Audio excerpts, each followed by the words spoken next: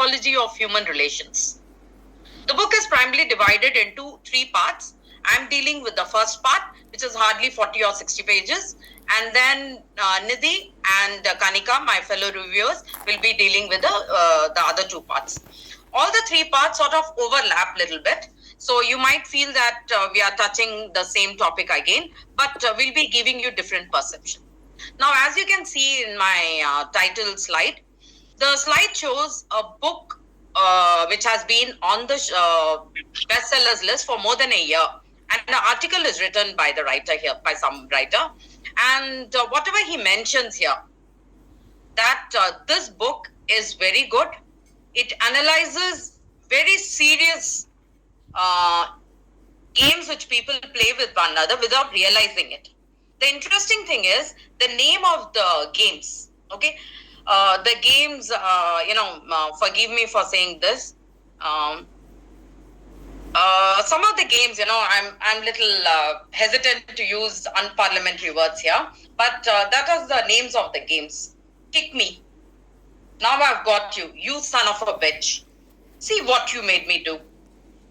And these are some of the titles of the games which he's talking about. Anyway, so Dr. Berne, I haven't written his real name, which he changed it actually. He is an immigrant coming from Poland and Russia. His parents, not he, his parents. He was born and brought up in Canada. He was born in 1910 and he lived for 6 decades. Okay.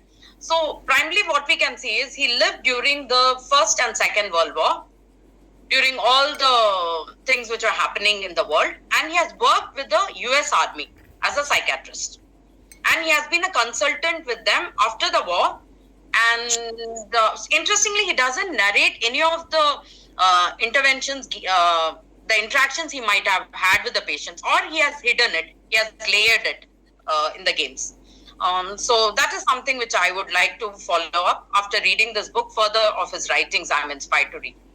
He's the one who proposed, come up with the idea of transactional analysis. Transactional analysis is the interplay people have when they are dealing with one another. So from the psychological angle, if you look at it, people are supposed to have an ulterior motive when they are dealing with one another, or it might be an innocent. So what is it he's talking about is explained in all these games which I mentioned. The games are basically divided into 7 categories, and he has a title, and under each title he has given various games. And these are all based on various interpersonal relationships people have with one another. Okay. So transactional analysis, I believe it is come after Sigmund Freud's work, and he's one of his followers. But he breaks away from the psycho therapy which Sigmund Freud talks about, and he develops this transactional analysis, or TA. Okay, so the approach is very simple. He has come up with a model of parent, which is the ego state, which is nourishing and as well as critical, and the adult stage, which is more rational and logical, and the child state, ego state, which is more innocent, spontaneous, creative, and also rebellious. And according to Berne, all these 3 stages are present in all of us. He calls it as, he has given a technical name also. He calls the parent stage as archeophysic functioning in us, and neophysic is the new one, which is the adult stage, and extrophysic is the one which is I'm sorry. The parental stage is extrophysic, and the child stage is archeophysic. The adult stage is neophysic. I didn't mention these terms here in my PPT. Please open the book and you will find it. Very interesting. Okay, so all these 3 stages are present in us, and according to the situation we are in, we come up with different permutation and combinations with these ego states. When these words, parent, adult, or child, are in small letter, it refers to people. When it is in capital letter, he's referring to the ego states. And whatever state we are in, it is based on certain social scripts he's talking about. The social scripts have been coming to us genetically from the evolution time. Okay, so that is a very interesting thing. And based on these scripts, people communicate and develop that relationship. Okay, and whatever he has written in this book, Games People Play, The Psychology of Human Relationship, published in 1964, it applies to this day. And when you're going through this book, you will feel that you relate to it. The interactions, social interactions, which he's mentioning via these games, you feel it is happening to us. You're doing it consciously or unconsciously, and people are doing it to you. So these games are basically reoccurring, and that is a pattern to follow. And it helps us to understand and improve our communication, relationship, and also maybe our professional behavior. So he tries to decode what is happening in a hidden way, the ulterior motive behind every communication, every interaction. So the part 1 of this book is again subdivided into various sections. You have the preface, wherein there is a continuity from his previous work, Transactional Analysis. And because of the preface, you can read this book as a standalone. You don't need that previous book which he has written. And then he gives us an introduction, a structural analysis, transactional analysis, procedures, rituals, pastimes, and games. Okay, so you understand, because this book is more like a textbook, there is a beautiful methodology in which he has presented everything. He follows a very a technical way of presenting everything, and it is easier for us to follow what he's talking about, and it helps us to have its application in our training sessions, also for doctors and for an ordinary person. He has tried to make the language as simple as possible, but sometimes, it gets little tough to decode. Okay. So, yeah, this is the model he has created. The parental ego state, which is basically the extro physic, adult ego state, which is neophysic, which is the parental stage can be critical as well as nourishing. You can relate to your childhood, how your parents, elders dealt with you. Sometimes they're encouraging, sometimes they were trying to make you, come to a way of doing things the way it should be done. Like, for example, you want to go and play, and you're asking your parent or your elders, I've done with my homework, can I play with my games for some time? The parental ego state might come up with a statement like this: no, how can you go out for playing? It is raining outside. Can't you think for yourself that it is dangerous to go out now? The parent is being critical here. The parent becomes nourishing when he or she is saying, yes, of course you can play, but do take an umbrella, wear a raincoat, it's raining. So the parent is nourishing, is not being critical, but at the same time is teaching the child to be cautious. The adult stages, of course you can play, but the adult state doesn't say but. The adult state, the parent might say, yes, of course you can play. Let's go out together after an hour. So not being critical, not trying to nourish, or just putting themselves on the same platform. Okay. And the child response is, okay, I understand, being submissive, or, oh, I know what I'm doing. You don't have to criticize me all the time. The child is responding like he's rebelling.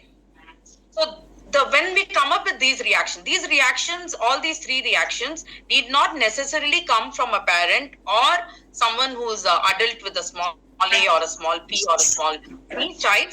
It can come from anyone.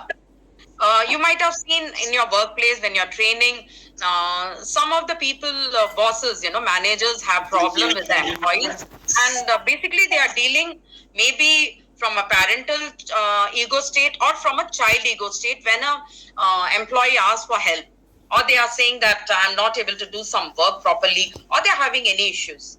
So as long as the manager responds being not critical from an adult ego state, by not um, telling them what to do, but helping the employee to think from an adult state and move away from the child ego state wherein they're complaining or they're talking only about problems, they're not talking about solutions.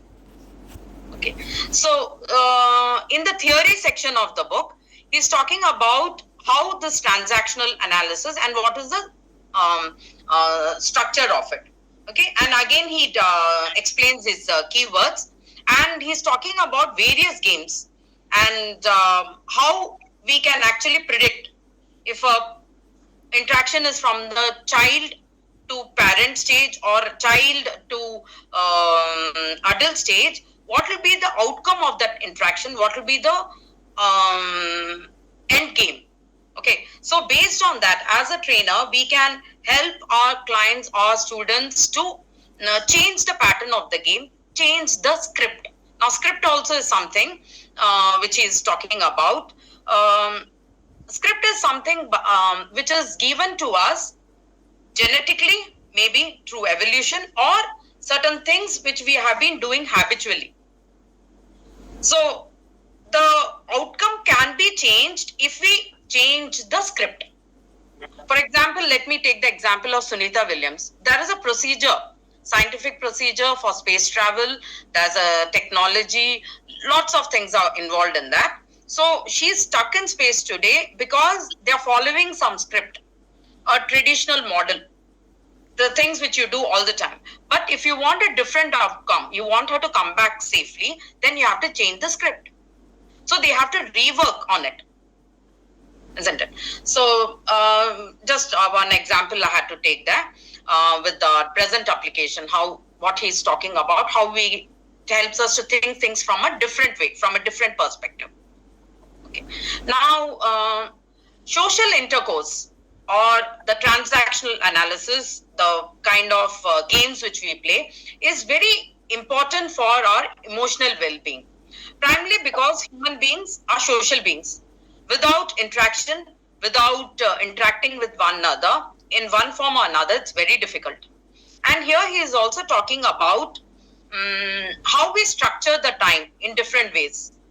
Structuring of time can be how we make use of whatever is available to us and how much time we are spending on something.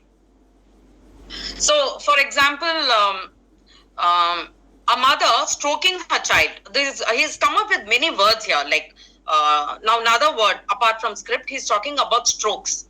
Strokes is nothing but how a child nourishes her infant by touching, by hugging, and that is how the spine is stronger, and it develops the child's physiology, the emotions, and everything. But this stroke changes completely when it comes to an actor. An actor doesn't need a physical touch like an infant. He or she requires praises, applause that strengthens his spinal cord, her spinal cord.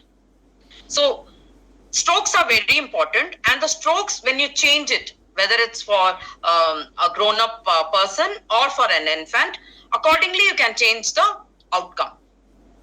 Okay, and he's talking about various rituals, pastimes, and procedures. I'll be talking about it. Now, transactions can be in various formats. It can be like aligned transactions, complementary, crossed, or like here you can see in this. I've taken a photograph from the book itself. So when the child is saying something like, maybe we should find out why you have been drinking more lately. When your client is having some sort of addiction or a problem with drinking or binging on something, instead of asking, don't do it, or why do you do it, and trying to put, blaming them, instead, the person who's having a problem deals with it in an adult way, and the response he's getting from the therapist or from whom he is seeking the help is also an adult, then that stimulus and response is on the same stage. It is complementary. So complementary can be when the suggestion, the advice is received as it is given out. There's no conflict there. Then it is complementary. Okay. Now, a child asking for stimulus, seeking help, and the response he is getting is nourishing or maybe critical, but received amicably by the child status, then also it can be complementary. Okay. So there are different shades to it. So in cross transactions, what happens is, okay. So in cross transactions, what happens is, when the seeker of help or you're taking advice is coming from a parental status and the response is child, or at the same time, within 15-20 minutes of the conversation or during the training, you can shift from parental status, you can change to an adult, and the response is also received by an adult mindset, not in a child mindset. So you can have different types of transactions here. For example, you ask, do you know where my cufflinks are? Why don't you keep track of your own things? You're not a child anymore. That is a response you're getting from the parent who's being critical. But do you know where my cufflinks are? Like an adult in the intonation and the manner in which you're asking. And the response you get is, yeah, you might find it in the drawer. We do have 5 minutes. You can search for it. If you want, I can help you. Instead of being critical, the adult ego state talks in a non-harsh manner and is being more polite and logical, rational. At the same time, you can have multiple transactions.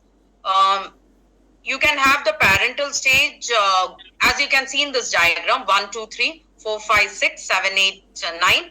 And you have a parental ego state developing a relationship with the, in a response which is again parental, or it can be, as you can say, the arrows going down, it can be in the adult status. The adult is the status in which you're being only rational and logical. And rational and logical, I'm repeating again, it can be a child, it can be a parent, it can be an elderly person, it can be an adolescent. It all depends on, are they being logical, are they being rational without being emotional. Whereas the parent and child status, they are more emotional, they are more spontaneous, and maybe from a parental angle, you can be critical as well as nourishing. The child status is basically spontaneous and creative and sometimes rebellious. And all these status, all of us have in us. When we get angry, when we get emotional, we move on to the child or the parental state. But in the adult status is when we are being more calm, more well-balanced. We are able to understand what is happening. And based on that, we should be interacting. And sometimes being a parent and being nourishing, being a listener also helps. But in some status, some situations, you need to have the curiosity, the spontaneity of a child also. So here the writer is talking about having duplex ulterior transactions.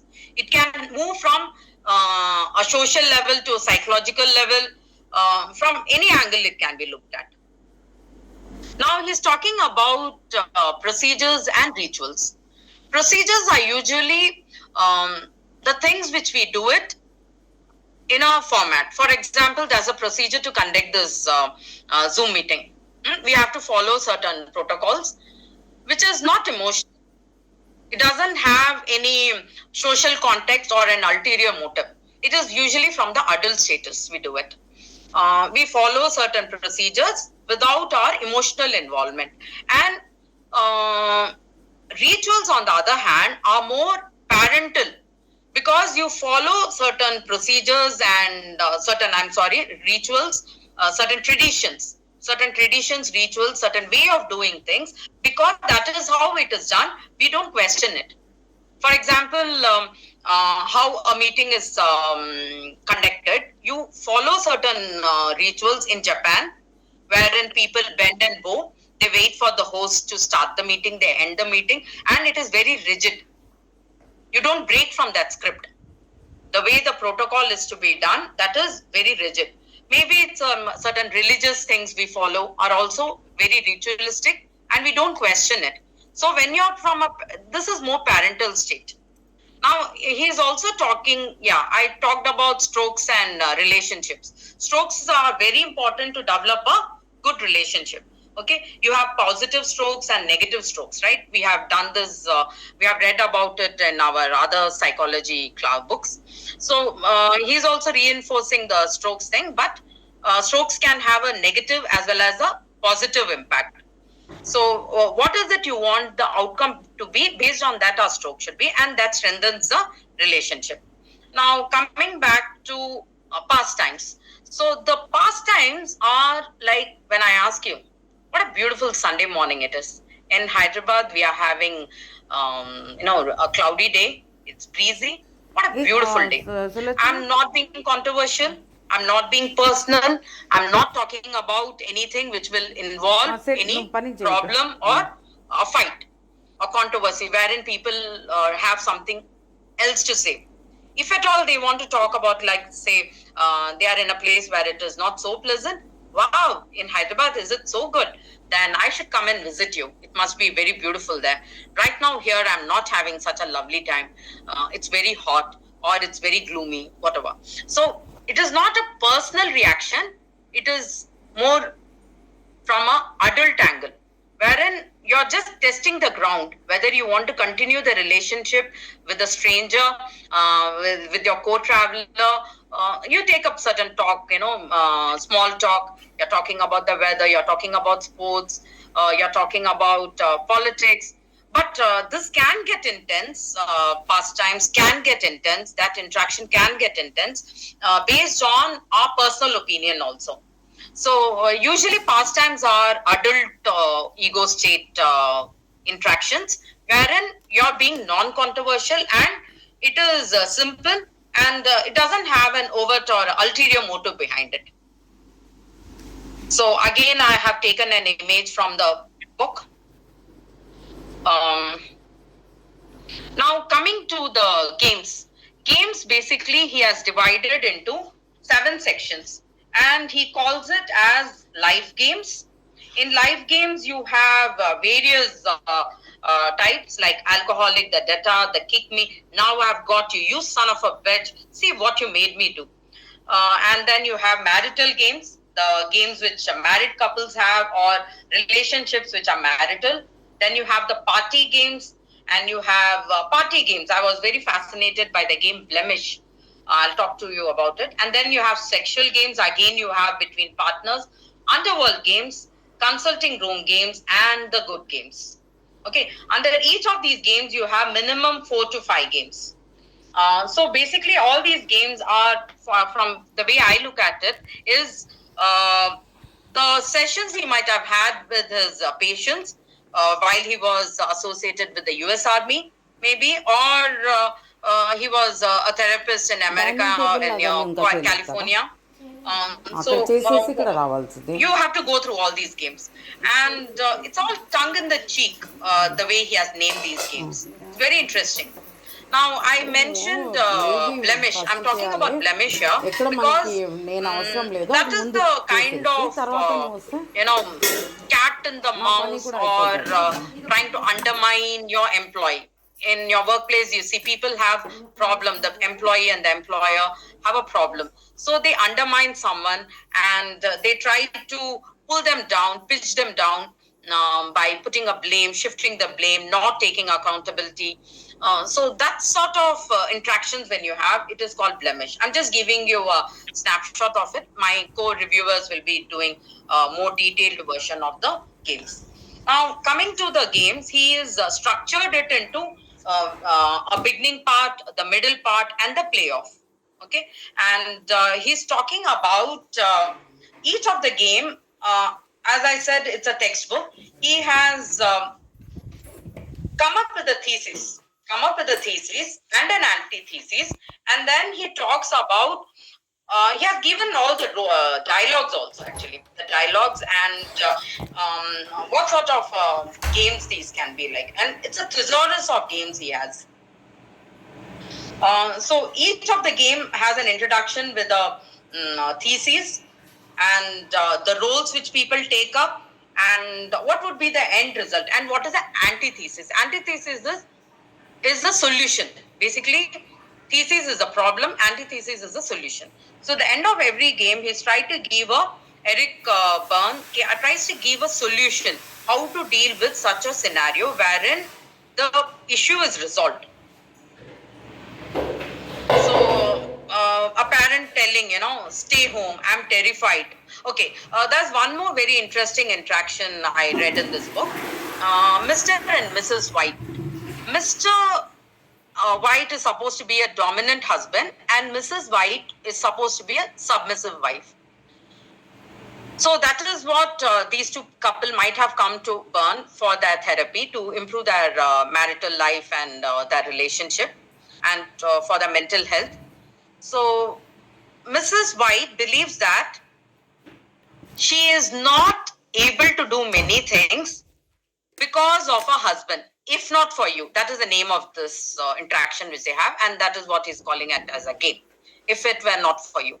So if it were not for you basically refers to Mrs. White not having the freedom to dance, which she wants to do, or have a social time, because Mr. White is controlling and dominating and not allowing her to do it. So when Mr. White lets her go, says you can do whatever you want, you are not under my protection, I'm not going to protect you, I'm not going to control you, I'm not going to dominate you, do whatever you want. Okay, so she feels liberated, she's out of her dominant husband and she goes and enrolls in a dance class, and there the revelation happens. It is not a dominant husband, a controlling, protective husband who stopped her from dance. It was her inner fear, her phobia with the dance floor. She could not dance because she had fear of dance due to the phobia from the dance floor. It was nothing to do with the husband. She was protecting herself from this phobic status or her fear primarily by shifting the blame on her husband, selecting a husband, choosing a husband who is dominant so that she can put the blame on him for her fear, for her inabilities. So interestingly, this happens to most of us. Like, I can't drive because I have a fear of the road. It has nothing to do with my father or my husband or my children stopping me or cautioning me. So this was a therapy for me. Reading this situation, it was a good therapy for me. So I encourage each one of you to have this book.